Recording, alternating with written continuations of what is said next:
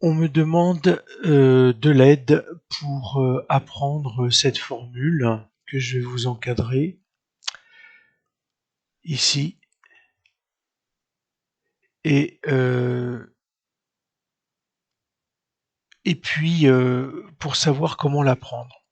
En fait, je pense que c'est une mauvaise idée de vouloir l'apprendre comme ça et je voudrais revenir sur quelques notions parce que si vous ne faites pas le lien dans des cours antérieurs, il est normal que vous soyez ni plus ni moins perdu par ce qui est écrit.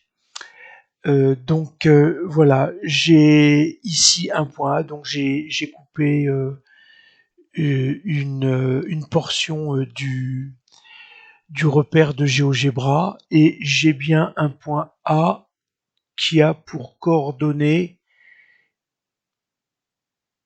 4, 5. Hein. Si je regarde bien, en partant de 0, je vais jusqu'à 4. Ça, c'est l'abscisse de A. Donc, l'abscisse de A, ici, je vais pouvoir l'écrire autrement. Je vais pouvoir dire aussi que c'est X indice A. Et ça, c'est une notion conventionnelle.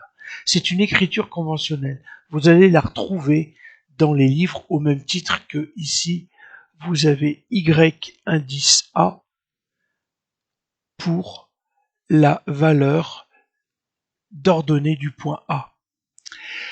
Alors ça c'est une première chose et puis une deuxième chose, pareil pour le point B. Le point B, il a pour coordonnées 8, 2.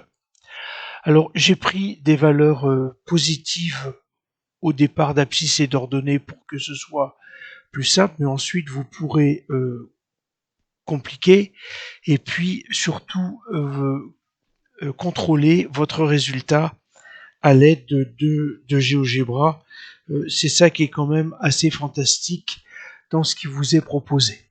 Alors, je viens de vous dire que plutôt que d'écrire l'abscisse de A, je vous interpelle sur la manière dont on écrit abscisse. Eh bien, je peux dire que c'est X indice A et X indice A vaut 4. De la même manière, l'ordonnée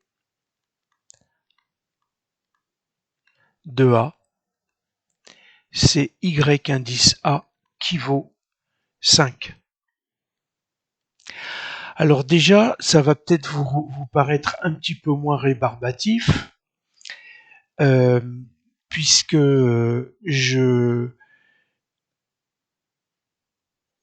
finalement, je peux dire que AB, c'est la racine de la somme du carré des différences des abscisses. Donc si je remplace par les valeurs X indice A vaut 4 moins X indice B vaut 8, que j'élève au carré, et ici, Y indice A vaut 5 moins 2 au carré. Et puis, si je calcule, j'ai AB qui vaut 4 moins 8, j'ai donc moins 4 au carré, plus 5 moins 2, 3 au carré. J'ai AB qui vaut la racine de 16, moins 4 fois moins 4, ça me donne une valeur positive 16, plus 9. AB, ça vaut donc la racine de 25, et 25 est un carré parfait, donc AB vaut racine de 5 au carré. Je retrouve bien la valeur de AB fournie par GeoGebra qui vaut 5. Mais d'où vient cette fichue formule? Alors, en fait, ce que je vais faire, c'est que je vais casser un petit peu le schéma tel qu'il est et je vais en prendre un morceau et ce morceau, je vais le remonter. Alors, pardon.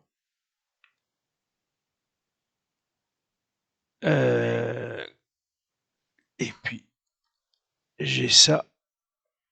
Et ici, si je viens positionner ça ici, donc vous voyez que mon repère, je le monte de telle manière que vous allez rapidement comprendre que ni plus ni moins, là,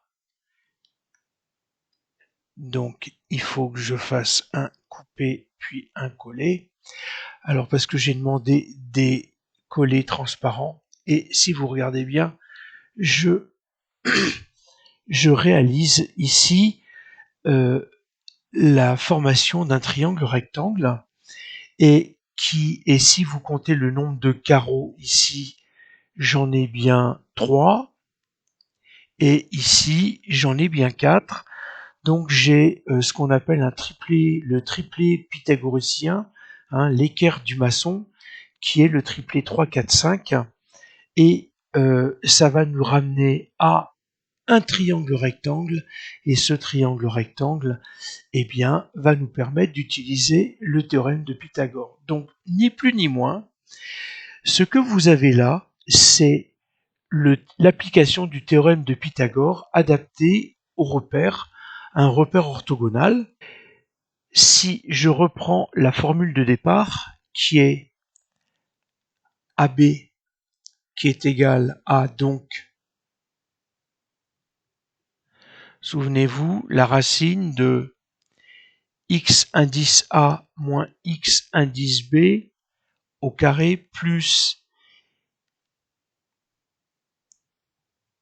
y indice A moins y indice B au carré. Ce que je vais faire, c'est que je vais prendre le carré de chacun des membres de l'égalité. Donc, membre de gauche, pardon, j'ai AB au carré qui est égal à la racine de x indice A moins x indice B au carré plus y indice A moins y indice B au carré. Et si je prends le carré d'une racine, en fait j'utilise la fonction réciproque, je vais me retrouver à avoir une simplification d'écriture par x indice A moins x indice B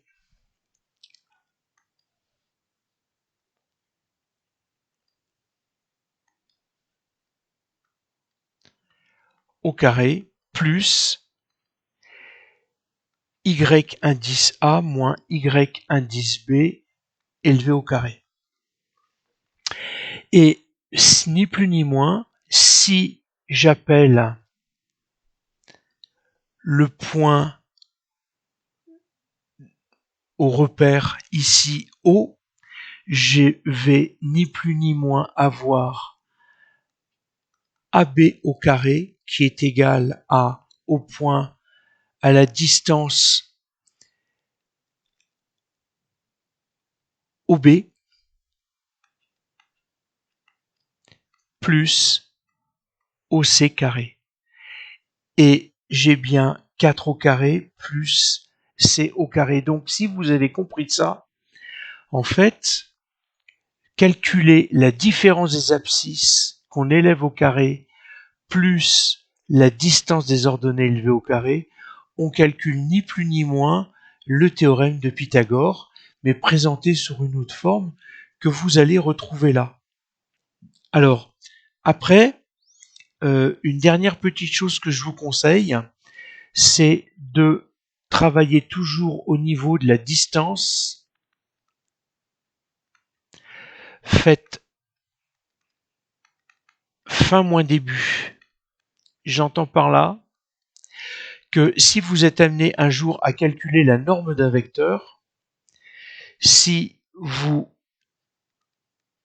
voulez calculer la norme du vecteur AB, eh bien, en fait, vous allez être amené à calculer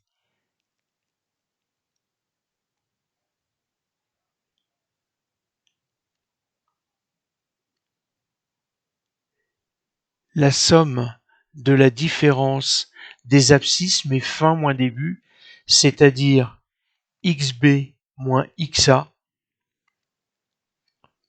au carré plus yb moins ya au carré. Et de la même manière, je vous fais remarquer que si je reviens à la relation, il n'y a pas d'ordre. Et essayez de vous souvenir de ça parce que je peux très bien écrire ici que AB c'est égal à la racine de 8 moins 4 au carré plus 2 moins 5 au carré. Peu importe l'ordre, vous voyez que là j'ai 4 moins 8 au carré, là j'ai 8 moins 4 au carré. Si je calcule la distance AB, je vais avoir 8 moins 4, je vais avoir 4 au carré, plus 2 moins 5, je vais avoir moins 3 au carré. Je recherche la racine du tout. AB est égal à la racine de 16 plus 9 et je suis toujours avec la racine de 25. 25 étant un carré parfait, AB vaut la racine de 5 au carré, donc AB vaut 5. Et donc essayez de vous souvenir de ça. Faites toujours fin moins début parce que vous soyez à rechercher une distance entre deux points dans un repère ou la norme d'un vecteur, en fait, vous serez toujours à réaliser le même calcul.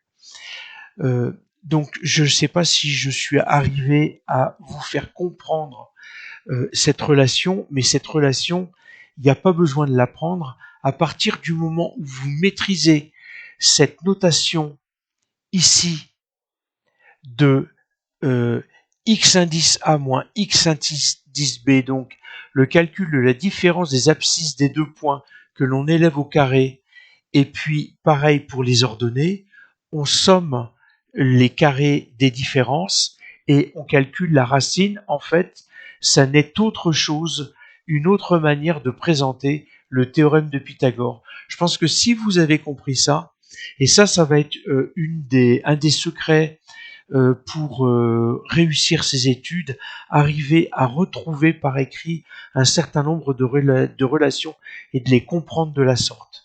Et je pense que après, vous n'aurez plus besoin d'apprendre, mais une fois que vous aurez compris, vous saurez appliquer et vous serez sorti d'affaire.